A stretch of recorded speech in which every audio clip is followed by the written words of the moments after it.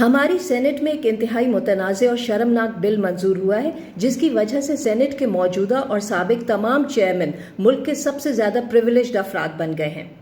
یہ متنازع بل اتنی خاموشی اور اتنی جلدی سے قومی اسمبلی اور سینٹ سے منظور ہوا کہ کسی کو اس کی بھنک ہی نہیں پڑنے دی گئی۔ مزید شاکنگ یہ کہ ہر تقریر میں جمہوریت کا نعرہ لگانے والی تمام بڑی سیاسی جماعتوں نے اس بل کی منوعن حمایت کی۔ اس میں نون league, Peoples party, Tehreek Insaf, JUIF سمیت تمام PDM ارکان پارلیمنٹ شامل ہیں۔ صدر پاکستان کی منظوری کے بعد اس بل کے تحت سابق، موجودہ اور مستقبل کے تمام چیئرمین سینٹ کو ہمارے ٹیکسوں کے پیسوں سے زندگی بھر کے لیے وہ سہولیات ملیں گی کہ ہم اور آپ سوچ بھی نہیں سکتے۔ ریٹائرمنٹ کے بعد ہر چیئرمین سینٹ کو زندگی بھر کے لیے 12 ملازم، رہائش گاہ پر 6 سیکیورٹی گارڈز اور ہر جگہ VVIP سیکیورٹی ملے گی۔ ہر چیئرمین سینٹ کو اپنی اور اپنی فیملی کے لیے ملک کے اندر اور ملک کے باہر سفر کے لیے کسی بھی ادارے سے ہوائی جہاز لینے کا اختیار ہوگا، وہ بھی مکمل طور پر سرکاری خرچ پر۔ اس کے علاوہ سابق اور موجودہ چیئرمین سینٹ کو جو بھی اضافی مراعات اور فنڈز چاہیے ہوں گے وہ سینٹ کی فنانس کمیٹی انہیں فراہم کرنے کی پابند ہوگی۔ مطلب کچھ چھوڑا نہیں ہے۔ چیئرمین سینٹ کو سالانہ 8 لاکھ روپے کا ثوابدیدی فنڈ ملے گا جسے وہ جب چاہیں بڑھا سکتے ہیں۔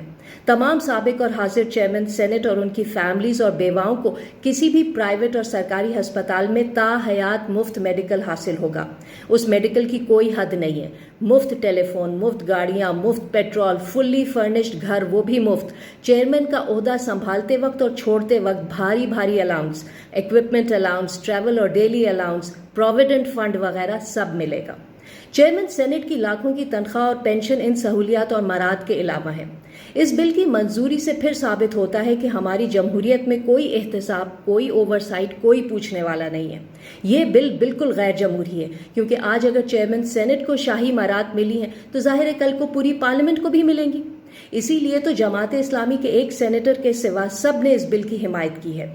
یہ جمہوریت تو نہ ہوئی کہ عوام کے ووٹوں سے عوام کے لیے قانون سازی کرنے کا مینڈیٹ لے کر سیاستدان صرف اپنے مفاد میں قانون بنائے جا رہے ہیں۔ دوسرا، یہ بل غیر آئینی ہے کیونکہ ریکارڈ مہنگائی کے اس تکلیف دہ دور میں یہ عوامی مفاد کے خلاف ہے اور عوامی جذبات کا مذاق اڑانے کے مترادف ہے۔ اس معاملے میں عدالت خود کچھ نہیں کر سکتی لیکن عوام کی طرف سے پبلک انٹرسٹ میں کیس فائل کیا جا سکتا ہے۔ تبھی شاید عدالت ان پارلیمنٹیرین سے پوچھ سکتی ہے کہ چیئرمین سینٹ کا ایسا کیا کام ہوتا ہے کہ بس ان کے سر پر تاج پہنانے کی کسر رہ گئی یا باقی سب ان پر لوٹا دیا گیا ہے۔